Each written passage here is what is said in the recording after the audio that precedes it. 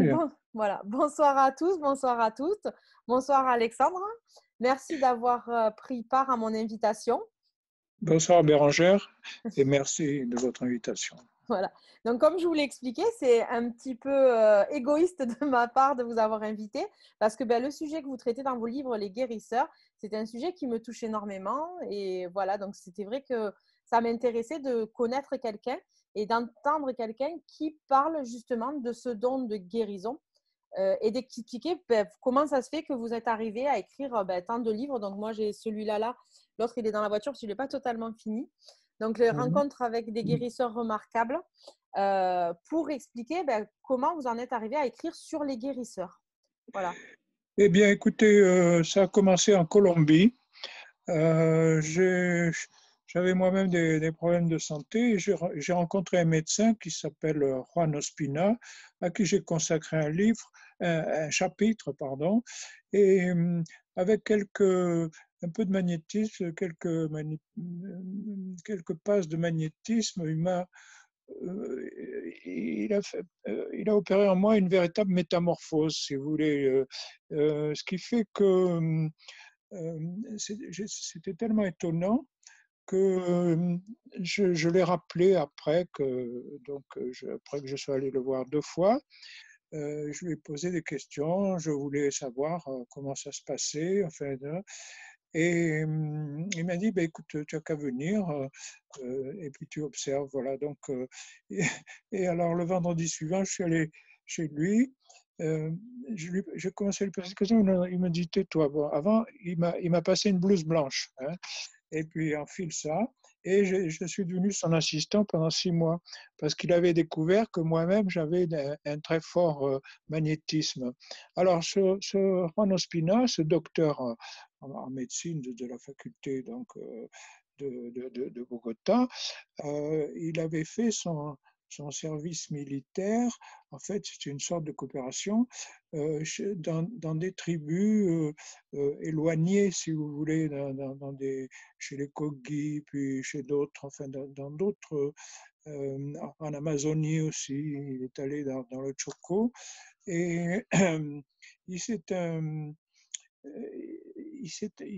je ne veux pas dire qu'il s'est inspiré, mais enfin quand même, il a reçu une sorte d'enseignement là-bas complémentaire à sa formation classique de médecin. Et c'est quelque chose qui en Colombie est tout à fait toléré, c'est tout à fait admis. À la suite de ça, j'ai participé à des congrès à Bogota, à Medellín, j'ai rencontré plein de médecins qui aussi pratiquaient des médecines alternatives comme la chromatothérapie, vous voyez, l'utilisation des filtres. Et puis, grâce à lui, j'ai rencontré une femme absolument extraordinaire. Et là, ça a fait un déclic pour moi. Elle s'appelait Monica Mendihuelso. Elle avait le pouvoir de voir à travers le corps, comme à travers du cristal, si vous voulez. Et elle travaillait avec une femme médecin dans son cabinet.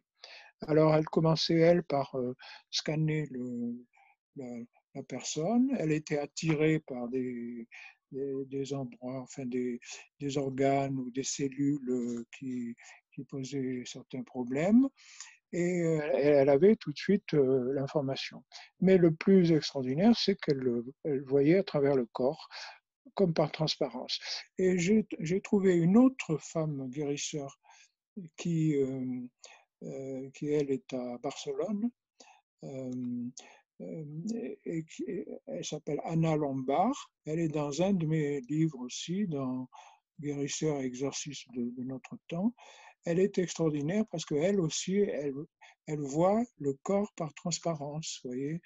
Et donc, on l'appelle aussi, il y a des médecins spécialistes de, vous savez, la naissance des enfants. Enfin, Oui, elle ouais. voit la position des, Des enfants, des fœtus. de l'enfant, vous voyez, mais en plus, par son psychisme, parce que tout ça, c'est associé à des chants a des forces, vous voyez, et par son psychisme, elle arrive à retourner l'enfant et le positionner de façon à ce que la naissance se fasse très facilement. Vous voyez, donc, c'est vraiment miraculeux, quoi, voilà.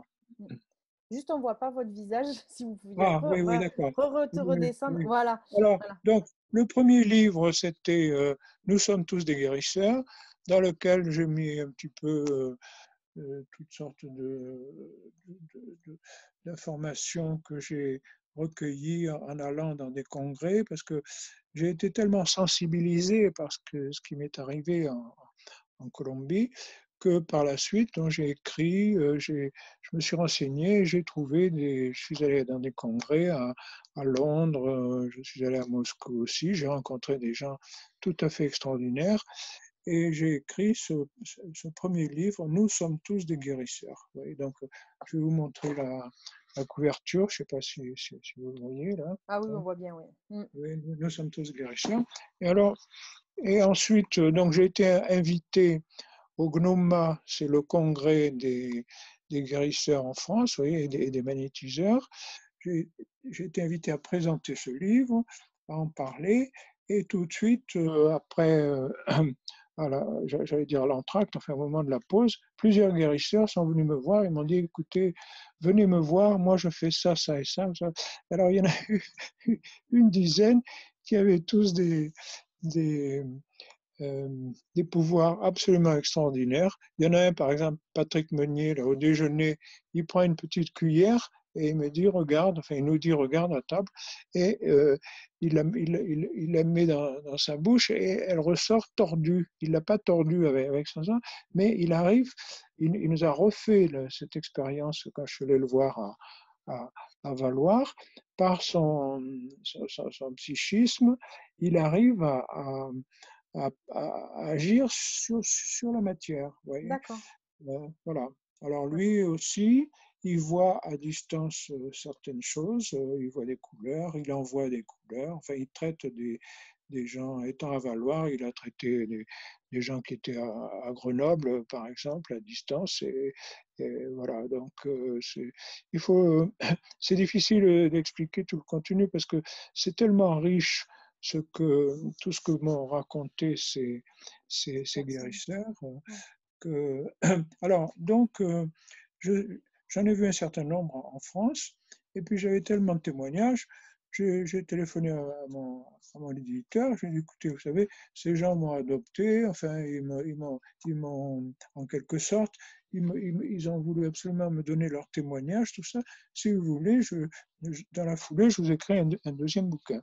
Et c'est ce deuxième bouquin qui s'appelle Rencontre avec des guérisseurs remarquables. Je vous le montre ici. Je ne sais C'est pas si celui-ci. vous, si C'est vous, si celui que j'ai vous- aussi. Voilà, voilà, c'est ça. Rencontre avec des Il est guérisseurs bien, remarquables, il est vraiment. Ouais. dans lequel j'ai 9 guérisseurs, mais français, ceux-là, qui tous euh, ont des capacités absolument prodigieuses. Alors, si vous voulez, ben, je vais vous parler du premier chapitre dans ce rencontre avec des guérisseurs remarquables. Il s'agit d'Emmanuel Marcos. Mm. C'était un homme il avait un hôtel à Foix, il était cuisinier, tout ça. Puis alors, une nuit, déjà, il avait 50 ans. Hein. Une nuit, il entend une voix, il sent une odeur de rose. Enfin bon, lui, il considère que c'est la Vierge qui lui a envoyé un message. Bon. Le lendemain matin, il descend, comme toujours, à 6 heures pour préparer le petit déjeuner des gens. Et il s'aperçoit qu'en passant d'une table à l'autre, enfin, il savait immédiatement, comme ça, intuitivement, quels étaient les problèmes de santé de ces gens. Alors, il y en avait un qui c'était un problème de cœur, un autre c'était une angoisse. Enfin, il savait exactement ce que les gens avaient comme pathologie, si vous voulez. Alors, c'est là où on arrive à une histoire complètement incroyable. Il en parle à sa femme. Euh, il a soigné le genou de sa femme. Hein, et puis, euh, il dit, ben, écoute, je vais aller voir la voisine. Là, c'était Madame Marotte, une dame de, je sais pas, 80 ans ou 75 ans, qui était dans un fauteuil roulant depuis des années, depuis 7-8 ans. Elle ne pouvait pas se lever. Il va la voir. Alors, elle lui dit, Monsieur Marcos, bonjour, vous me faites une petite visite, qu'est-ce que vous venez faire? Alors, il dit, Madame Marotte, je, je viens vous soigner vos jambes. Ah bon? Bon, alors, il dit, bon, vous permettez que je vous touche vos genoux. Il se met à genoux devant elle, il lui touche ses genoux, tandis qu'elle se trouve dans le fauteuil roulant. Et puis, il lui dit, ça y est, enfin, levez-vous. Alors, il lui dit, levez-vous, Madame Marotte, levez-vous et marchez. Et cette dame se lève, elle marche, elle va au bout de la pièce, et elle revient, elle pouvait marcher. À ce moment-là, sa fille qui arrive, qui devait avoir une cinquantaine d'années, elle ouvre la porte, elle avait des paniers à la main, elle a tout lâché, et elle lui dit, mais qu'est-ce que tu fais, maman? Eh ben voilà, monsieur Marcos, il est venu, il m'a guéri mes jambes. Voilà. Et puis alors, il y a une suite à cette histoire, c'est que on est en fin de matinée, euh, Emmanuel Marcos retourne à ses fourneaux parce qu'il est cuisinier, Mm. et puis vers 2 heures de l'après-midi ou 3 heures, la fille vient, elle dit, vous n'avez pas vu maman, où est-ce qu'elle est passée? On ne la trouve pas. Elle était allée à la police, aux pompiers, on ne trouvait pas Madame Marotte. Et puis vers 4 heures, elle revient avec un, un petit cajot de champignons. Elle dit, voilà, c'est pour vous. Ça faisait 8 ans qu'elle n'était pas allée aux champignons. Elle était allée dans son coin, elle était allée aux champignons. Elle a ramené des champignons à Emmanuel Marcos. Bon, cela dit, Emmanuel Marcos, aucun journaliste, aucun écrivain n'avait écrit sur lui. Il avait toujours refusé. Mais c'est grâce au vice-président du GNOMA, enfin de cette association, lui, il est intervenu, il l'a appelé, il lui a dit, écoute, tu devrais recevoir Alexandre Grigorians, et il a accepté de me recevoir. Ça, c'était le premier témoignage. Et j'en ai comme ça 9 dans ce livre, qui sont tous plus extraordinaires les uns que les autres. C'est une rencontre avec des guérisseurs remarquables. Voilà, je, je, voilà. Voilà. Donc maintenant, posez-moi des questions, Bérangère, Est-ce que, allez-y. est-ce qu'il y a plus de femmes que d'hommes ou d'hommes que de femmes? Vous avez rencontré quoi, vous? Plus d'hommes que de femmes ou plus de femmes que d'hommes ou c'est à part égale à peu près? Écoutez, ouais, c'est une bonne question. C'est difficile à répondre. Je dirais que c'est pratiquement à part égale, hein. Parce que Ah, si on fait le compte, oui, c'est moitié-moitié. c'est Voilà. moitié-moitié, d'accord. Et du coup, c'est plutôt tardivement que ces gens enfin, se découvrent un don ou il y en a quand même, c'est depuis l'enfance? Alors, voilà, c'est une bonne question. En fait, parmi les guérisseurs, les magnétiseurs, il y en a qui ont ça de naissance. Par exemple, il y en a un, je ne me rappelle plus lequel, là, qui me disait, moi, quand j'étais petit, j'étais assis sur le genou de mon grand-père et ça lui plaisait, je le guérissais de telle chose. Enfin, il y a des gens qui ont ça de naissance, voilà. Et quelquefois même, ça s'est transmis. Mais le plus souvent, ces facultés extraordinaires apparaissent à la suite de traumatismes.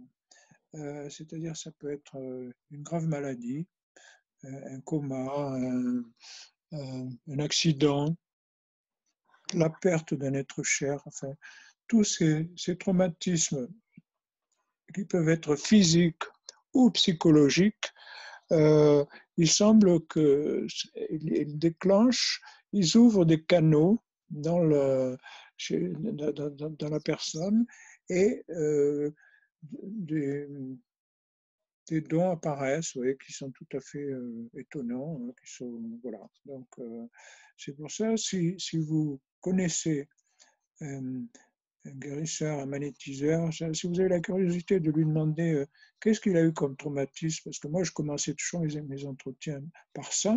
Hein. Alors, je me demande, vous êtes peut-être guérisseur, ou guérisseuse, ou magnétiseuse, probablement. Donc, bon, j'ose pas aller ici de vous demander, mais vous me le Si, direz. moi, je suis guérisseuse. Je suis guérisseuse. Oui, oui, oui. Oui, oui, oui. Et j'ai eu Bon, un choc aussi, oui. J'ai eu un choc. voilà, un choc grave qui vous a bouleversé. Et Mm. il y a des canaux il y a des champs qui apparaissent, il y a des, voilà, Mm. ces facultés sont, voilà. Y a aucun apprentissage, hein, sur tout ce Ah que… non, moi je crois pas. Il y a des gens on peut améliorer certaines choses, mais personnellement, je crois pas beaucoup. Si, il faut déjà avoir ce don et après on peut l'améliorer, on peut le. Mais alors, il y a pour développer ces facultés qui sont extraordinaires, que ce soit le magnétisme, que ce soit la clairvoyance, par exemple, Clairaudience, clair. oui, la clairaudience, tout ça. Euh, une une des méthodes pour développer ça, c'est bon, déjà de jeûner, enfin d'avoir une vie un peu, un peu ascétique, vous voyez. Et puis, il y a aussi certaines techniques de respiration, vous voyez, ça peut être de l'hyperventilation ou hypoventilation. Vous voyez, donc, c'est-à-dire on respire beaucoup très fort, ou bien Beaucoup. on retient son Mm. souffle aussi. Tout ça, ça vous fait apparaître des choses, des images, ça peut développer. Alors, je ne veux pas rentrer dans le détail des exercices qu'il faut faire, mais il y a un livre qui est extraordinaire, un des premiers que j'ai lu, qui a été publié dans les années 1970 aux États-Unis, et ensuite, je crois, chez Robert Laffont. C'est Hands of Light, les mains de lumière, de Barbara Ann Brennan. Barbara Ann Brennan, A2N, Brennan, B-R-E, 2N-A-N. Alors, c'est un peu la Bible pour tous ceux qui s'intéressent à la guérison, enfin, et qui veulent développer un peu leur propre faculté. Vous voyez, parce que souvent déjà quand on s'y intéresse, c'est que soi-même on a des dons, ou on pense qu'on a soi-même des dons. Vous voyez, voilà. Mm. Mm. Il y a des niveaux selon vous? Il y a des gens qui sont capables de faire plus que d'autres ou on est tous au même niveau? Non, il y a des dons. Oui, il y a des niveaux, effectivement. Il y a des niveaux. Alors, je dois dire, dans mes 4 livres sur les guérisseurs, vous en trouverez qui sont vraiment, qui ont des dons époustouflants. Je vous parlais tout à l'heure de Anna Lombard euh, En Espagne.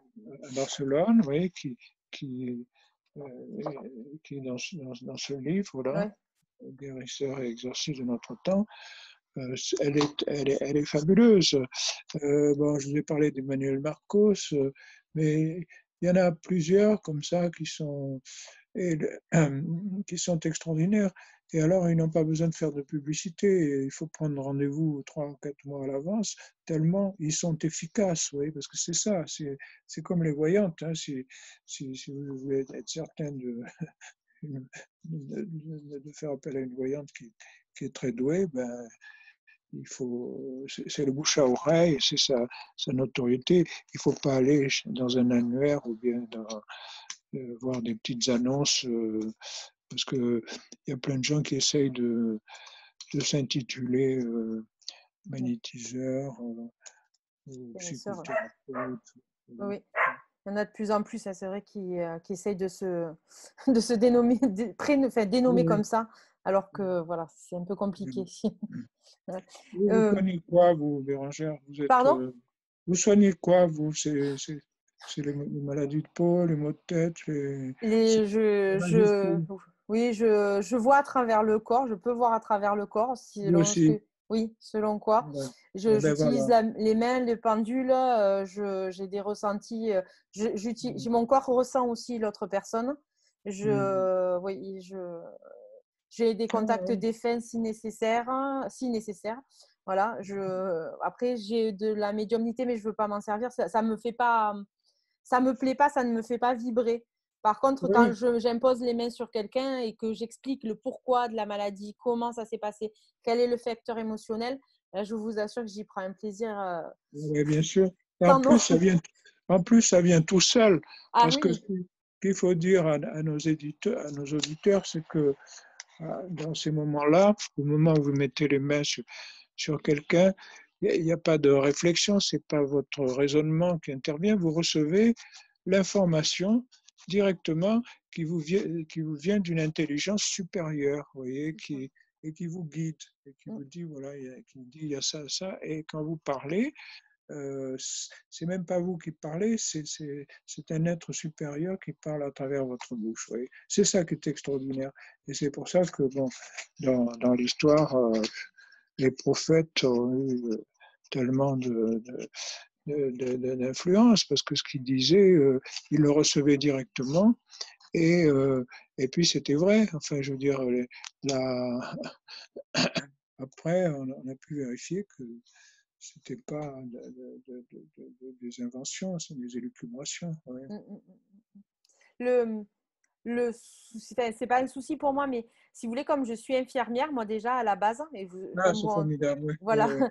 si vous voulez, il y Ah a des ben, fois, je me pose la question si c'est en fait parce que je connais parfaitement l'anatomie que je vois à travers le corps, ou si vraiment je vois à travers non, le corps. non, non, non, Mais non, non, non, non, éliminez ça.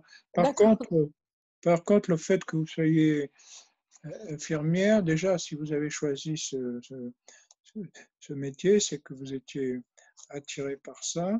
Et non, c'est pas parce que vous connaissez l'anatomie, parce que dans le cas d'Emmanuel Marcos, il disait que lui, quand il passe les mains sur un patient, il voit des choses et il dit des choses, mais il utilisait, parce que cet homme, il était presque illettré, enfin, je veux dire, il a pas, même pas passé son certificat d'études, vous voyez, donc au départ, il lisait pas de bouquins. Alors, il utilisait des mots appartenant à la médecine, au vocabulaire de la médecine. Et il se demandait, mais pourquoi j'ai dit ça?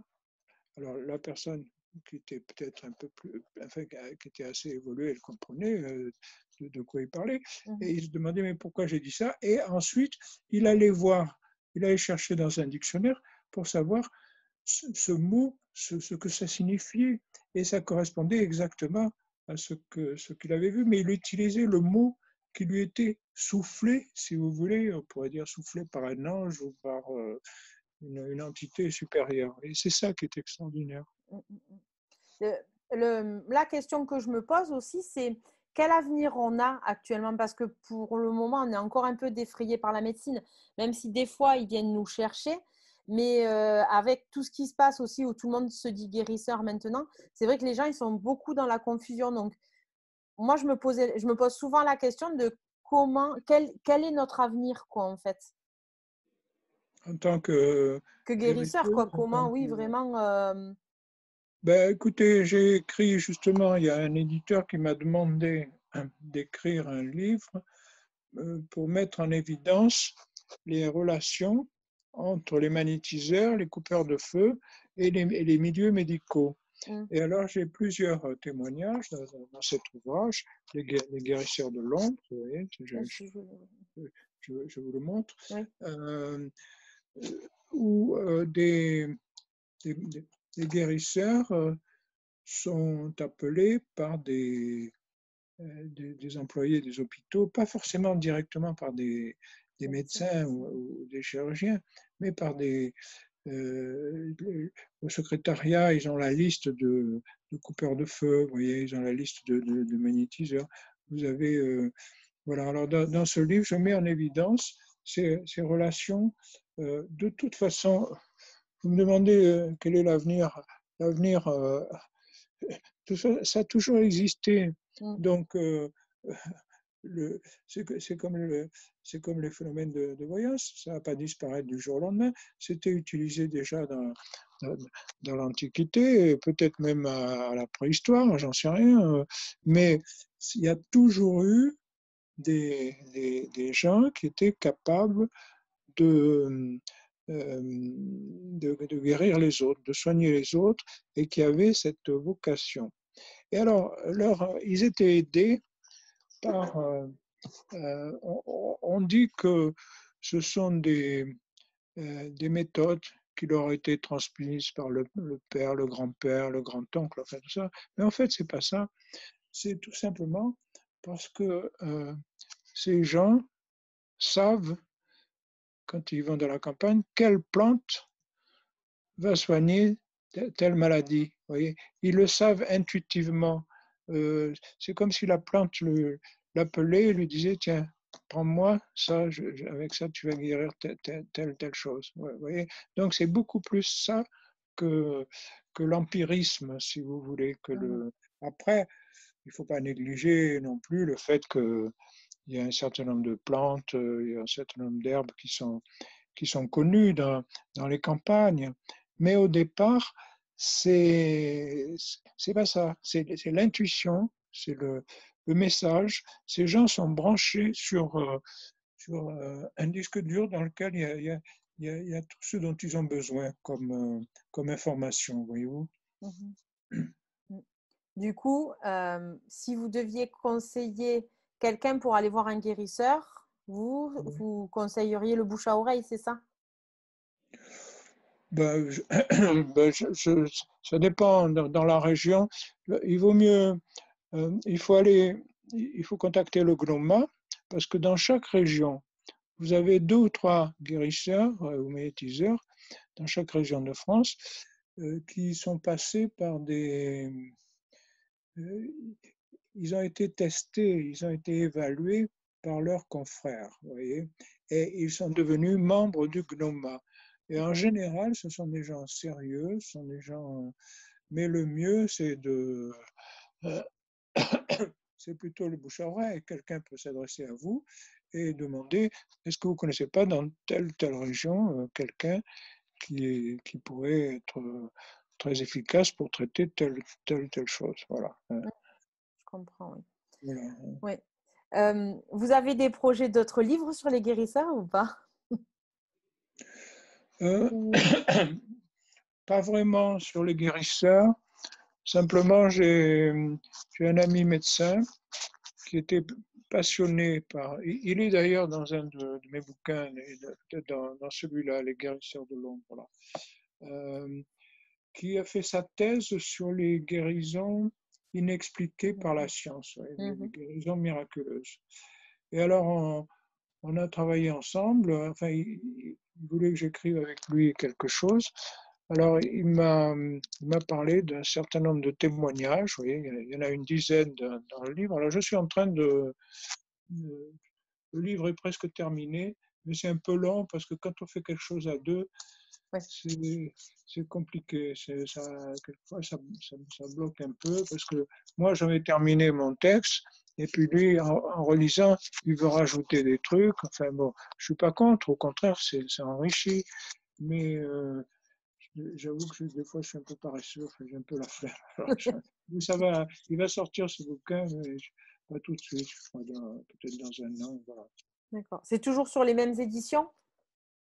Avec les Non, éditions? là, pour le moment, j'ai pas d'éditeur pour celui-là. C'est pas, j'ai pas d'éditeur pour celui-là. Il faudra que je le propose. On verra bien si l'éditeur est intéressant. Hein. Voilà. Oui. Oh oui, je pense que sur ce sujet-là, on pourrait écrire de maintes et maintes sujets. Voilà. Alors, il a interviewé, lui, des gens qui étaient tous des cancéreux en phase terminale, hein, D'accord. et qui vivent aujourd'hui très bien. Enfin, voilà. Donc, alors, il y en a qui sont allés à Lourdes aussi. Enfin, il y a toutes sortes de cas. C'est intéressant. Voilà. D'accord. Ben, merci beaucoup, Alexandre. Je vous en prie, Roger, hein. Merci beaucoup d'avoir eu cet entretien avec moi. Ça m'a fait beaucoup plaisir, vraiment. J'ai l'impression d'en avoir appris un peu plus sur moi encore ce soir, sur Mais mon dos. envoyez-moi quand même votre adresse, votre téléphone, tout ça, toutes vos coordonnées. Parce que si je passe par Perpignan, je viens vous voir, un de ces Ah jours. oui, avec plaisir. Je veux bien vous rencontrer avec un grand plaisir. Vous serez vraiment le Si bienvenu. quelqu'un, voilà. Vous serez le Je bienvenu. Donc, beaucoup. ben, merci à vous. Surtout, merci aux éditions Trajectoire qui m'ont permis de lire vos livres. Ils étaient les bienvenus. Voilà, moi, je me suis vraiment retrouvée aussi dedans dans certains, enfin, en piochant dans certaines, euh, comment on dit, certains personnages que vous avez décrits. Ben voilà, je me suis retrouvée. Donc, c'est vrai que, voilà, pour des gens qui se posent des questions comme moi sur les guérisseurs, savoir qui ils sont vraiment, je pense que vos livres, c'est vraiment bien de les lire parce qu'on peut se rassurer et on peut Voilà. aussi trouver des réponses, voilà, par rapport à un don. Un don. Donc, En général, c'est ça. C'est ce qui se passait, c'est que des gens avaient été inquiets. Ils se demandaient, moi j'ai ce don, mais c'est interdit par la religion catholique, tout ça, qu'est-ce que je dois faire? Enfin, il y a des gens qui étaient craintifs et finalement, ça les a complètement débloqués et ils m'ont remercié de les avoir écrits. Voilà. oui, c'est ça. Moi, je vous remercie vraiment beaucoup aussi. C'était rassurant pour moi de vous lire. C'était important. Enfin, moi, je ne suis qu'un scribe. Et j'aime transmettre, vous voyez, ce que j'apprends d'un côté, j'aime le transmettre aux autres. Voilà, c'est Les ça. scripts sont très importants quand même, justement, parce que c'est la transmission. Et au moins, quand on a des écrits, eh ben, il y a des choses beaucoup plus faciles à transmettre de génération en génération. Donc, les scripts sont Voilà, vraiment aussi importants que les autres, enfin, pour ma tout à part. fait. Ben, merci beaucoup, Alexandre. Moi, Voilà. c'était un plaisir de parler avec vous. Oui, un vrai plaisir, moi aussi. On mettra la vidéo sur YouTube le plus rapidement possible. Je vous la transmettrai. Et Merci. ben, bonne soirée et à très bientôt. Merci beaucoup. Bonne soirée. Au revoir. On arrête là, hein, voilà. Oui.